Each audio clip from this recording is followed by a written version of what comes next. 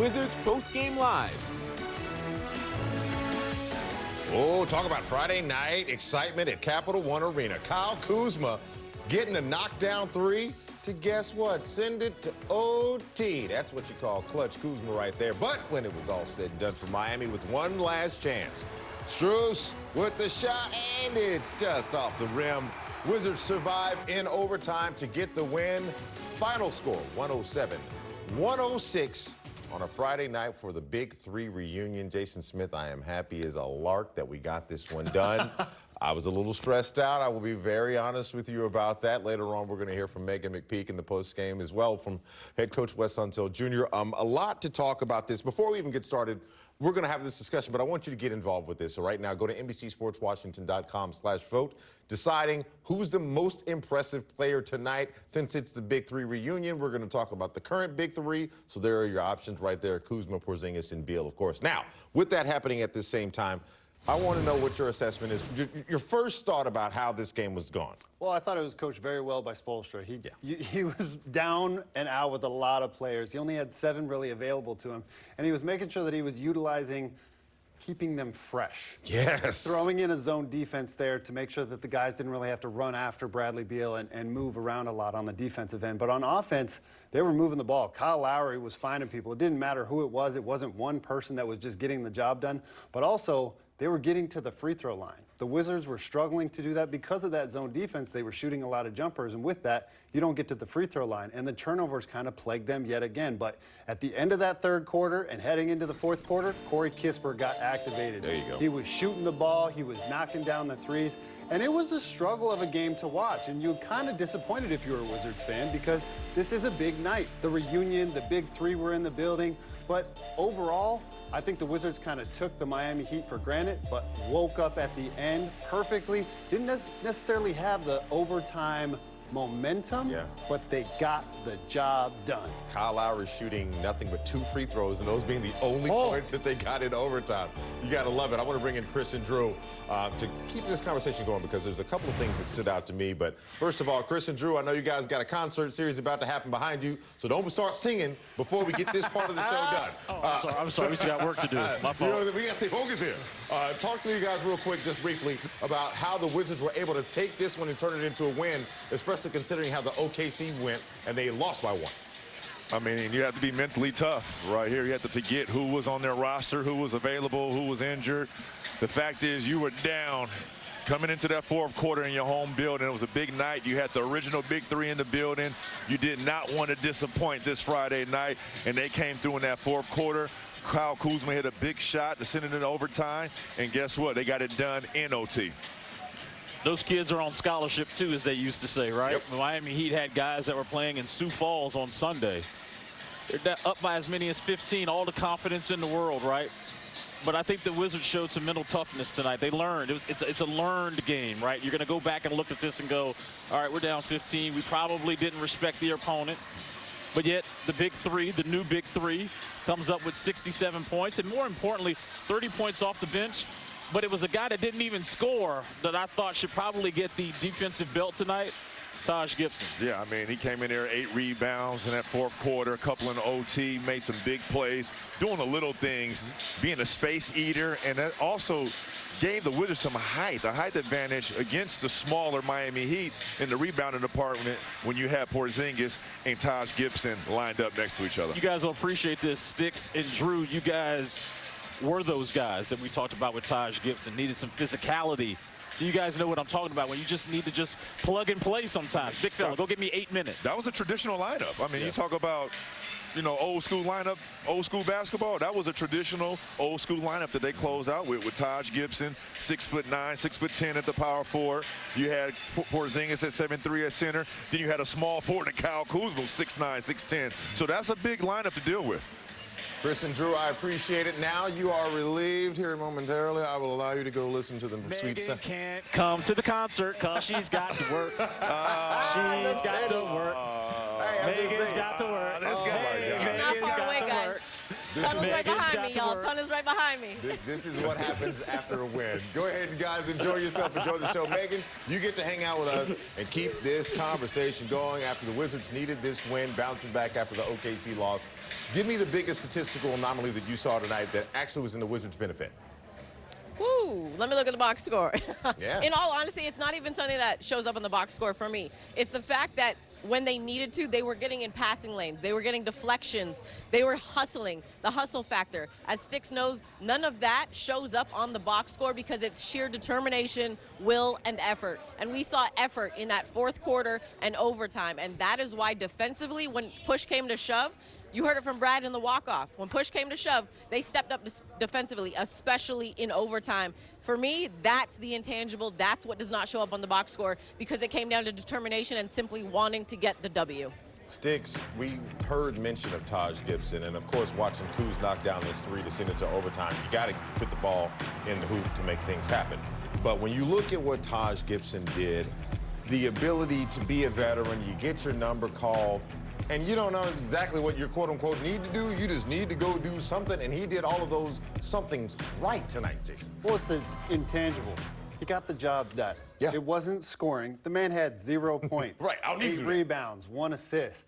But he was screening. He was getting Bradley Beal open to drive down and get to the rim. He was rebounding the ball. He wasn't giving them second chance possessions. He was doing those little intangible things in a limited amount of time. This is going against the Miami Heat defense in which you don't know who's on the floor. So it's not necessarily that everybody's scoring. It's they had to go out there and have somebody give them a spark. And Taj Gibson was that guy to give them a spark. And I love to see the veteran get out there, get some minutes, because he was providing good veteran leadership. He wasn't panicking. And you even saw out there, he's a little bit older, so he was kind of huffing and puffing, but that's his first action all year. You know what? It's so crazy, though, Megan, when you look at a Miami Heat team that only has 7 people available. So I was joking on the way. I was like, this is like the Miami who? I know Kyle Lowry. And then, you know, but then, like Jason said, Taj You're so wrong for that. I know I am. You're so wrong for that. And I respect him. I know who every one of them were. Why? Because that's G League family right there. Put some respect on their name. I'm proud that they are making their way in the league, but I'm not going to sit up here and lie, act like I looked down that entire roster and said, I know Who he how play this for? person. Who are you again? But respect to them because of the way that they came out and performed tonight. But back to the Taj point. Sometimes you need somebody who you don't even have to give directions to. You just say, hey, man, I need you. And he gives you that look, and he goes, I got it. That's what I want to see out of more of this team, and I appreciate Taj for his contribution.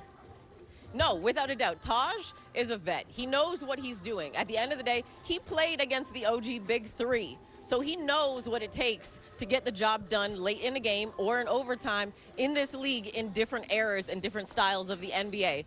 But the one thing he brings that you absolutely love, and Sticks kind of brought it up, it's the intangible of the fact that he has a no back down dog mentality, much like we saw from Jordan Goodwin when he got inserted into the lineup due to injuries and health and safety. Taj is a dog. Yeah. It's plain and simple. He's going to go and do what needs to be done on the floor to get the job done and to have an impact. To Stix's point, the numbers might not look sexy on the box score, but when you watch the film back, that's stuff that you can use as a high school coach, as a college coach for, as I've mentioned before, effort, will, and determination to get a W. And he brought that with no questions asked, hadn't played a lick of minutes, was actually coming back from injury, and he was ready when his number was called. It's not about being ready if you ain't got to get ready. There you go. Because he was always ready. Well, they say you stay ready, you ain't got to get ready. Sticks to that same point. I want to look at another positive thing from the night, and it's crazy that we're almost overlooking it because Taj was so good, so thank you, Taj. Porzingis gives you 20 points and 17 rebounds. Casual double-double tonight. Most people need... Casual? Well, I mean, casual when you say That's an amazing double-double. 20 Thank points, you. 17 rebounds, 5 assists, 1 steal, 2 blocks, filling up the stat sheet like only he can do. 7-3 was working it out there. And when they went to zone, that's where he went. Top of the key. He said, you know what? If you're going to have a guard try and guard me, and I'm just going to shoot threes over you. But then getting to the rim, he's a 3-tier scorer. Yes. Exciting to see him go out there, distribute the basketball, play in the high post versus the zone. It was awesome to see him go out there and he felt so comfortable. I love the fact that he is the consistent through-way right now. Absolutely. When you bring Brad in, you know Kuz is such a dynamic talent himself. But looking at Porzingis tonight, look at these big three on your screen. Brad gives you 27, Kyle gives you 21, the Unicorn gives you 20. As I said, 17 rebounds and 5 dimes. remarkable performance. Right now, head coach Wes Unseld Jr. at the post-game podium. His thoughts on tonight. I think I put that in the category of, win ugly. It's just one of those games we knew whenever you have some guys out, guys are going to step up and play, and they know they're short on bodies, so they have the freedom of playing with no pressure. We expected that effort, and I thought from the bulk of the first half, especially on the glass, I think they outworked us, and it's just the loose balls, the 50-50 balls. We didn't come up with them. The second chance points, points in transition, and although on the box it doesn't say quite that many, they got behind us in transition quite often. We didn't have that urgency to get back and get our defense set, which it bothered us. How tough was their zone and whatever it was? They played zone the whole game. Yeah, just how tough was it to solve? I didn't think it was that difficult. I think once again we had some careless turnovers. Thankfully, most were dead ball, but still those are wasted possessions. But I thought we generated some good offense against zone most of the night. Kristaps Porzingis said that he was surprised to see the zone. Were you surprised not only to see the zone, but to see them carry it through the game like that? Well, we knew we were going to see it. We didn't know we were going to see it for the bulk of 48 minutes. Right. They're one team that they throw everything at you. Full court pressure, zone. At times they're going to blitz Brad and try and take him out. They junk it up a lot. So we knew going in we'll see some variety at some point. But when we found out they were going to be down a few bodies, the likelihood of them playing more zone was almost 100%. And then the team was down 5 late in the regulation segment of the game. What was it about the resilience and the mentality down the stretch to push to overtime and then to sustain that and win? Well, I think just playing with a little bit more poise. We executed and, guys stepped up, made big plays on both sides. Second half, hold that team that 37 points, including overtime. I believe 25% from the field is pretty good. And regardless of who they have out there, they have some shooting, they have some weapons. They do a terrific job of moving from one action to the next. So they put a lot of pressure on you to make sure you're locked in, you're not giving up separation. So we did some good things. What made you go to Gibson? Just needed a change of energy, that's all.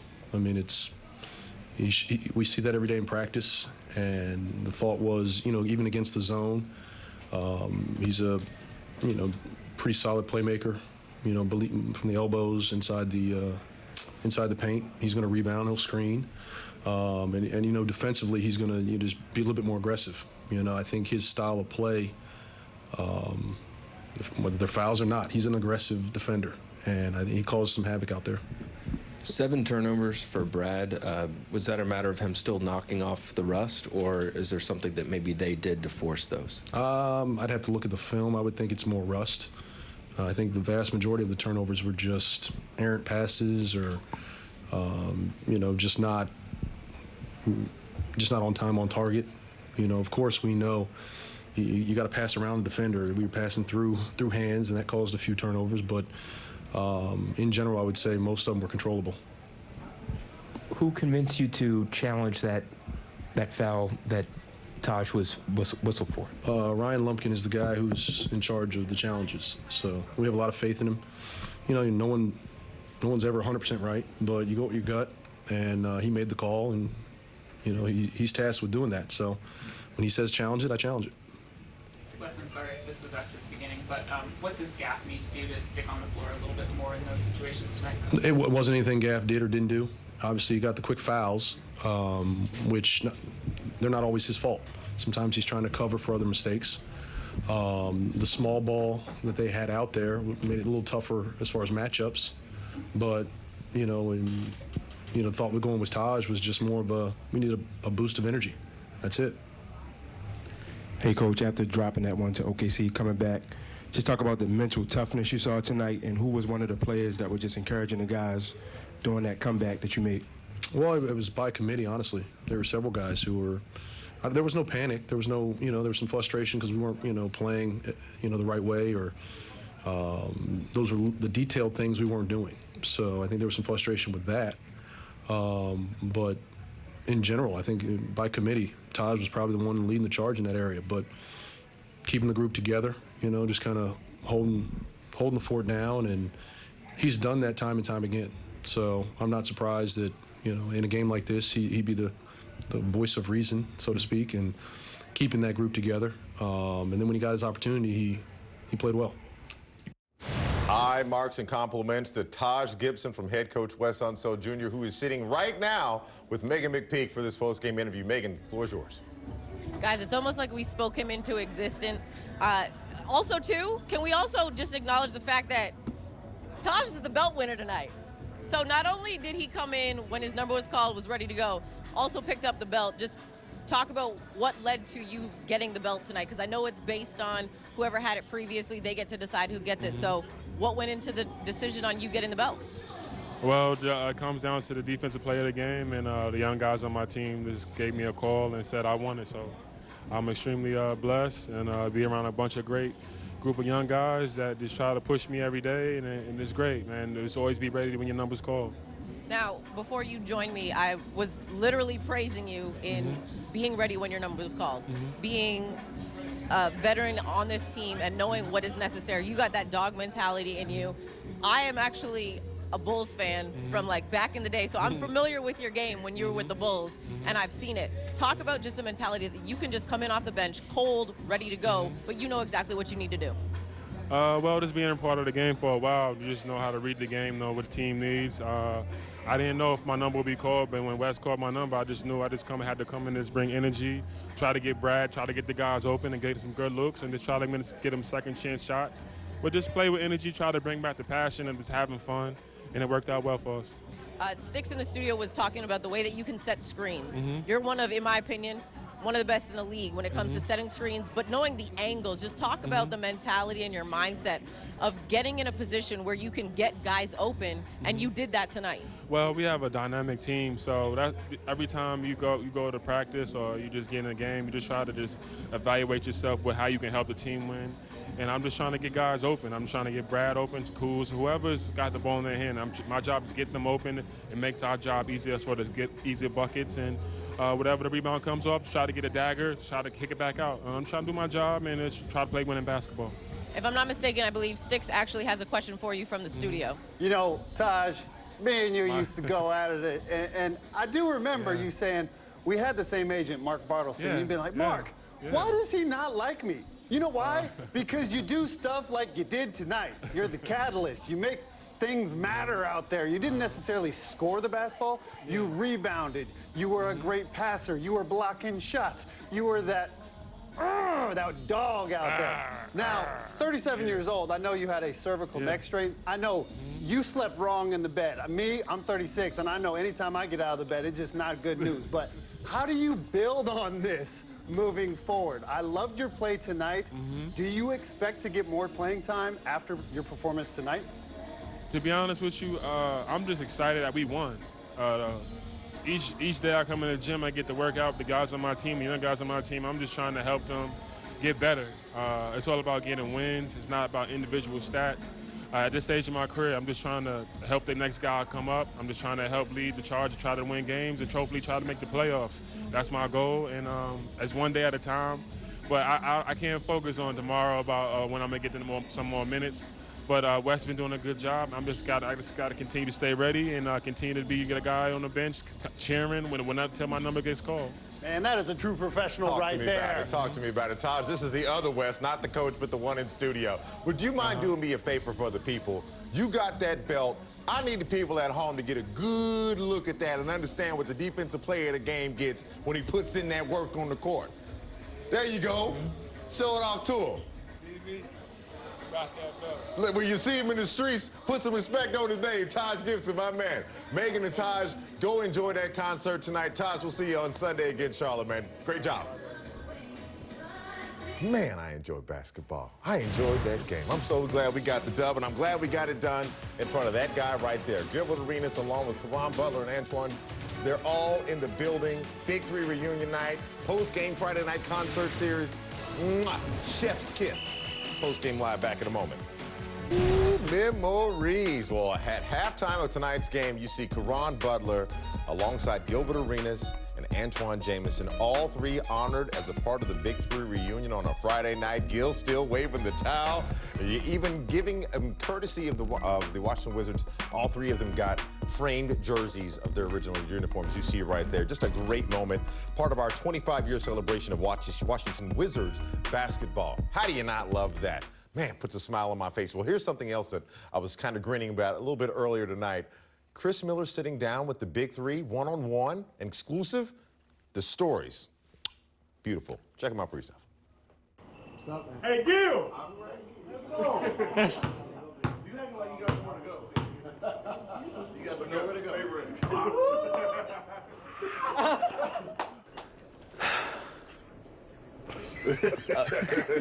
I mean, it's like, I don't know, it's like the Beatles have come back together. The Big Three are in the building. Before we even start, I want all three of you to kind of just look at this picture. And we'll just go down the road. Caron, I want you to tell me the first thing you think about when you see that photo.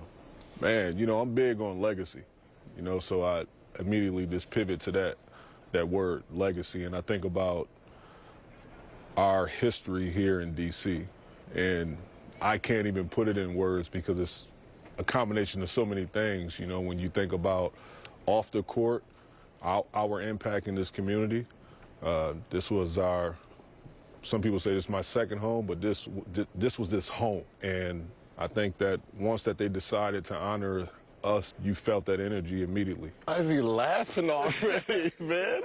That man happy, man. I think all three of you know why I'm laughing, but there's this part of me that's like, it's about damn time. G.A., what do you think about when you see that photo?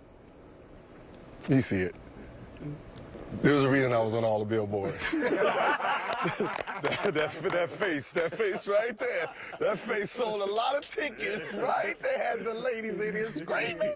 I know, I get it. Hey, listen, I understand. Listen, I understand. I see why y'all put me in the middle. I get it. But it's, you know, these guys, man, we did, you know, the way we played, you know, off of each other, the way we just came together and put our egos aside when we had to.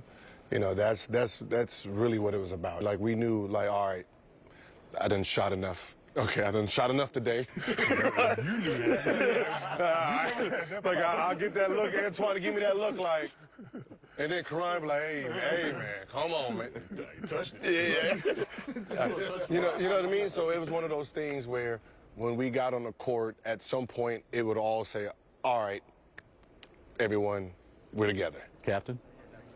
I see my brothers, and just like brothers, just like family, I have so much respect for these two guys. You know, Caron, the toughness that he brought to this team, the personality, you knew if you didn't come out here on this court, he was going to let you know. Gilbert, the amount of work he put into his craft, you knew he was prepared night in and night out. Every time we came into this building, the energy, the fans. Still to this day, you know, I'm here a lot. I come back and to hear fans talking about, man, you three are the reason why I'm a Wizards fan. And that says a lot right there because, you know, Caron said it earlier, it's about your legacy. The personalities are all different, but it worked. Like you mentioned, no BS, tough juice. The captain, smooth, bringing everyone together. And then this guy. Why did it work? We wanted to win. Yeah. That's the thing. I didn't care about the points. I didn't care about all that. We all wanted to win. And we knew in order for that to happen, it started with us three. And whether it's me not taking a shot until the whatever situation where we had one common goal, that was to win the basketball. Why you look at me like that when I say, no, I I'm ain't saying, because you right on, and also, like, we all love basketball. Yeah. Like, I think that was the common denominator within all of us. So I think that's why our connection was just, like, so potent on the court. You saw it. It was just like every night you can mark it in the book. It's 74, 75 points going on that stat sheet from these three right here. You've been here all the time. You're here always. This might be the first time you've been back since you were with Orlando. Yeah. What was it like walking into this arena today? Man, the goosebumps, right? It was like, you're not like, I walked in with a limp. Came to the court, like, oh man, it's okay. This feels like it. All the memories, all the memories you forget or you try to lose, they all come back. Before we're done, I'm not in the position I'm in today if it wasn't for you three. The relationships that we built, we carried on today. I just want to say thank you. Thank you for being real, maybe too real, but real. Because what you were able to do is you were able to capture the imagination of an entire region. Yeah. So on behalf of all Wizards fans, thank you. Appreciate you. Appreciate you. Much respect. My man. That's right about Dubs. It's part of the Off the Bench podcast hosted by my brother Chris Miller. Of course, wherever you listen to your podcast, please download it. You can hear the entirety of that conversation that he had with the Big Three, available not now, but right now. Well, check this out. Bradley Beal, we know about his moves on the court, but tonight he's moving up another list. Welcome back to Wizards Post-Game Live. Before we went to break, I mentioned to you that Bradley Beal moving up in the right direction, making history tonight. Check it out. Wizards all-time steals leaders.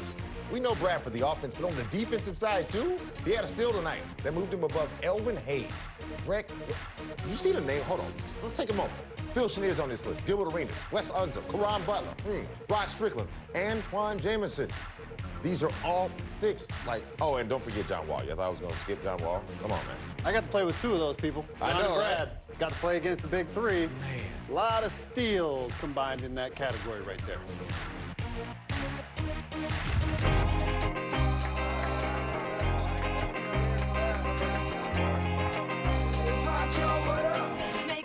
So good, the mood is uplifted, lifted, grooving, moving, not missing beats. I mean, I'm not switching. Me, it's just the way that you listen. It makes me feel good, makes me feel alright. Make me do what I want to, make me feel it all night. Stand up, look and see what you wanna see. Hands up, I can be what I wanna be. Feel good, V-I-B-E. Makes me feel. Man, that's what it's all about. Now it's time for us to jump into FanDuel tonight and take a bit of a review as we look back at how we can make every moment more. So coming into tonight, if you had Bradley Beal score 25 or more, it's plus 145. A $10 bet would have won you $14.50. The Unicorn, Kristaps Porzingis, another double-double. Would have had you for plus 125. $10 bet would have won you $12.50. Jason Smith, when you think about Kristaps Porzingis, and I'm looking at these double-doubles on the season, got one against the Pacers, the Cavs, Boston, Brooklyn, Utah, and now Miami. Seems to be a consistent element that he wants to bring to the table this year. Well, it's a growing trend, and that's why we were so excited about the Big Three, is because when you have a healthy Porzingis, he gets the job done. Not just on the offensive end, but on the rebounding, on the assists. He knows how to play the game of basketball, and being 7'3", he has the stature to see over defenses, to get players involved, but also to shoot over guards. And tonight against Miami, they went zone. What did he do? He went to the top of the key, and he shot over guards. Shot over them with they were trying to contest, but they just couldn't. You can't block that. You can't hardly contest it. That's where he's comfortable at. You're like, oh, he's 7'3", he needs to be underneath the basket. Well, he can drive from the three-point line. He can have a nice little touch, but also, okay, mid-range.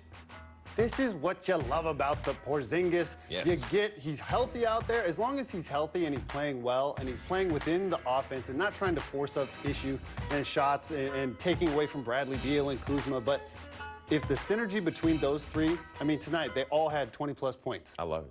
You love to see it if you're a Washington Wizards fan. They squeaked out the victory. They may have played down to Miami, but that's okay. Got the dub regardless. Thank you. And, you know, we're talking about Porzingis right now. See, the timing couldn't have been better. It's rather serendipitous, if we might. Guess who's sitting in the postgame locker room right now? Porzingis. Porzingis. The way the game was going, it was, this one-possession game. Anything could happen, and I'm glad tonight we came out on the good side of that. Knowing you're seeing them twice again next week, does it feel nice knowing, okay, we're a little bit prepared for the zone, we've got one game against them under us? The thing is, they're probably going to have some guys back, and they're going to be, hopefully back to, I like to compete against the best, the best version of them. And because it's hard to play against guys like this. They play random. They're, you don't know their tendencies. You don't know their tendencies exactly. So it's tougher. And they play free because they have nothing to lose. They're supposed to lose this game anyway. So they play super free. It's weird, uncomfortable defense for us. And they almost won the game. So I hope those guys are back, and it's a more even matchup, and then we kind of know what to expect, maybe a bit more than tonight. But if it's not, then we will be more prepared if they again play, I don't know, 48 minutes zone or how many minutes? 53. Good mathematics. Because they only played 7 guys. Do you think the game shouldn't have been as close as it was? No, of course. I was just saying it.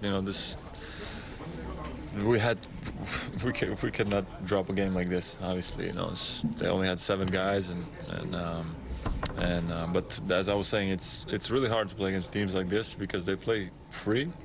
They were playing super random. You don't know those guys' tendencies as well as Jimmy Butler, Bam, those guys. So.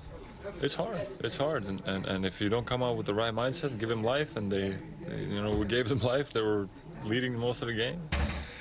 It got tough for us, but Kuz hit that huge shot, and kind of saved all of us. But NBC Sports Washington, your home of the Wizards. Welcome back to Wizards Post-Game Live. Of course, we're celebrating the Big Three reunion, but we would be remiss if we didn't include Buck and Phil. On the call for this team for so many years, loved by the crowd. Always a joy to be around these two. When you get the honor of being in their presence, always smile. So a lot of love to those two guys right there. But we also got to show love to Greenberg and Betterman because it's part of our bold predictions. Remember, go to gblawyers.com and feel better. Tonight's prediction was brought to you by Antoine Jamison. He expected Bradley Beal to score 35 or more points, and he was only up by 8 points. Hey, see, even the best of us with Jameson, he was wrong too, so I don't feel so bad. All right, no, I'm not mad at it, but hey, thank you, Antoine, for that. We really appreciate it. Again, these bold predictions brought to you by Greenberg and Betterman. Go to gblawyers.com and feel better. You know what would also make me feel happy right now, Jason Smith? Let's get into that film room. Talk about the unicorn. Kristaps Porzingis. Now, when you go zone, you typically want to sit a big man at the high post, not necessarily to score, but to collapse the defense. Look at that. 1, 2, 3 defenders there. Therefore, you can have good ball movement, but also relocating. And with Porzingis, he's 7'3". He relocated to the three-point line, shooting over a guard. Does it very well. Love to see it. Again, but also relocating again. Okay, you take him off the three-point line. He's 7'3". He has the touch to go inside and finish over a 7-foot defender in the rookie. I cannot stress to you enough, this is what we love about Porzingis. Again, catching it at the high post. Okay, no 3, not gonna let me get to the rim. He's still shooting over a 7-footer with such ease. He has the touch to shoot from 3, to get to the rim, and give you that mid-range. Porzingis is a unicorn for a reason. That's why he's so valuable to the Wizards. Dude, you were showing me that flash in the film when he jumped out, and you're like, he jumps out at the top of the 3, and I'm like, he's at the logo. Like him stepping up, flashing out to the 3 is like, dude, you can get closer to the rim. But I'm glad he did what he did. Again, yes. Another double-double for the night. Makes us all happy, especially when it's in a win. The final score, 107-106. Kristaps, as we said, 20 points and 17 boards. Bradley Beal with 27 points, 8 assists, his second game back after missing, I think, 5 games due to health and safety protocol, Jason. So, but Kyle Kuzma right there, 21 points and 8 boards. Guess who's at the post-game podium right now? Sticks, who would it be? Kyle Kuzma. Look at you, you're batting 1,000 tonight, my friend. I finally hit a shot. I just wanted to just continue to shoot. I knew that, I'm always in the mentality of get rich, die trying. So, if you, miss 10, just keep shooting. Eventually, it'll fall if you trust it. And I put a lot of work in and just believed in my jump shot, and finally just paid off for me at the right time. When it left your hands, did you know it was good? That one, I knew that was good. Yeah. Well, only that one, though. That's about it. Who's the final play of overtime? Was Taj where was he on the option? The final, when he shot the ball? Yeah. it's always about at the end of the game, you know, finding the best shot, you know, and he caught the ball. He was right in the middle of their zone, turned around. I mean, I thought it was good. It was a great shot. Mr. Make. You know, Taj came in, and I mean, Taj really won the game. You know, obviously, you know, hit the shot, not there, whatever. But Taj coming in the game really just changed it, because we were in a point where they were getting offensive rebounds, and with the lineup that they had out there, it was a little bit easier to play Taj and KP out there at the same time, and it paid off. Didn't score, but had 8 rebounds and huge defensive stops too. Can you explain to me why it was easier against those guys to play Taj? Well, just the lineup that they had out there. I think they had Robinson. He was out there, so it was easy for KP to guard. And then Highsmith, you know, he's kind of more like a 4-man, so Taj could be out there and guard him. And, you know, just paid off right time, and Wes made a great adjustment and helped us win the game. Kyle, because you guys were playing against a team that only had 7 guys, do you think that the game shouldn't have been as close as it was? Well, these games are trap games. These games are harder than the regular games, you know, from a standpoint of, and you saw it with us in Dallas, right? You know, when you don't have your best couple players, it gives everybody else, you know, just less pressure on their shoulders just to go out and just hoop and just do whatever.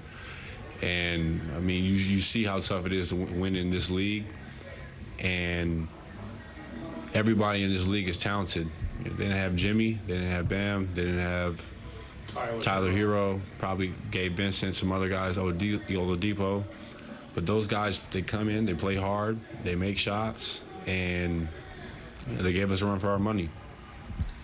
How'd you guys figure out the zone defense? It seemed like gave you guys trouble until like the 4th quarter. What was the key to solving that outside of shooting? Well, Miami's an interesting team. You know, they're 3rd in the league in defense with no rim protection. It's really, honestly, phenomenal how Spo just does a great job of, you know, just squeezing the entire lemonade out of every roster he's ever really had, and he does a great job of just, you know, teaching these guys, you know, that zone and how to just operate within it. So it's very tough because it's unorthodox, and only, you know, maybe 2 teams actually really play consistent zone, really only them. So it's really tough when you don't really prepare for it that much.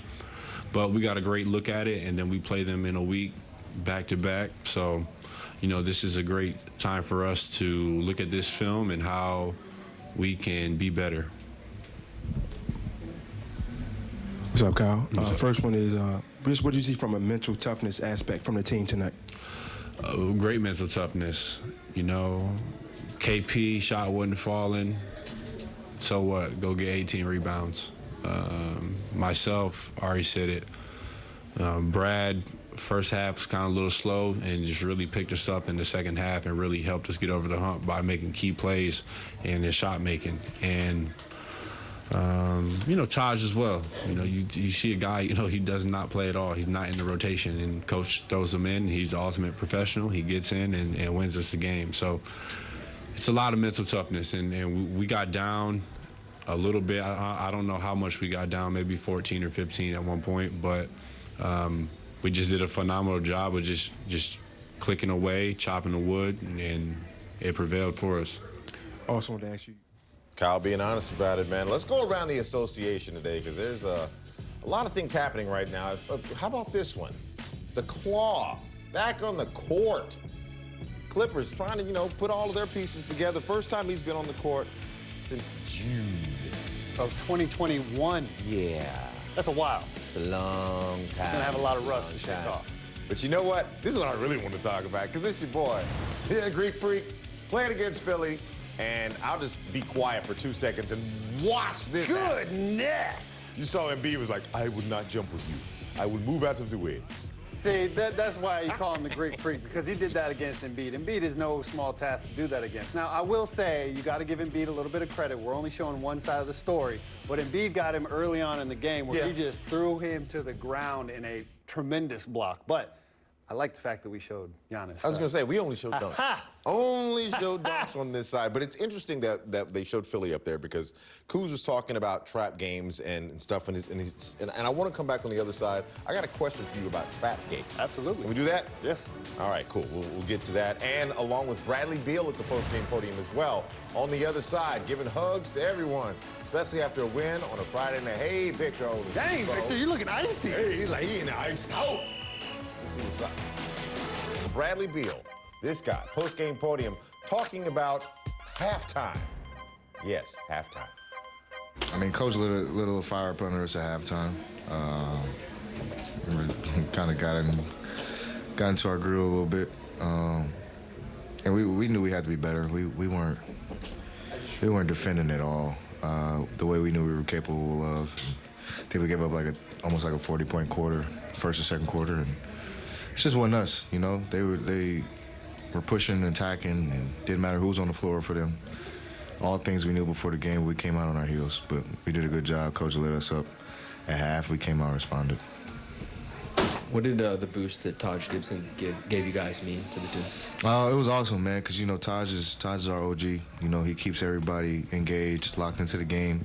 He makes sure that guys are on the bench, they're ready to go when they come in. And, I mean, it was a testament to what he preaches, you know, him just being ready tonight, you know. True vet, great screener, and just played the game the right way. You know, he was everywhere actively, defensively on the boards, just making the right plays, man, and, you know, it was good to be able to have him out there. Bradley Beal, you already know what's real. Real deal Beal with the dub. Man, we needed that one, and I'm so glad we got it. But you know what? I still want to know what people or who people thought was the most impressive member of our current Big Three tonight. The options were Bradley Beal, Kristaps Porzingis, and Kyle Kuzma. Now, earlier tonight, started off, it was on Brad. Then I looked up, and it was at Kyle. And then there's Porzingis. And I'm going to close this vote out now. It's the last chance to say something. What? All right, you're done. You're done. Kyle Kuzma gets the vote. Interesting. That's an ABC option. I'd put a D in there, and I'd put Taj. We had over 500 votes. When I get ABC, it sounds like the little stationary test we used to take. You get abacadabra all the way out. But anyway, also looking at Charlotte, the Hornets. Sunday, again, LaMelo Ball, the ankle. We can't play down to our competition. How do we get a good fiery start on our last game in the 6-game homestand? Well, take care of home.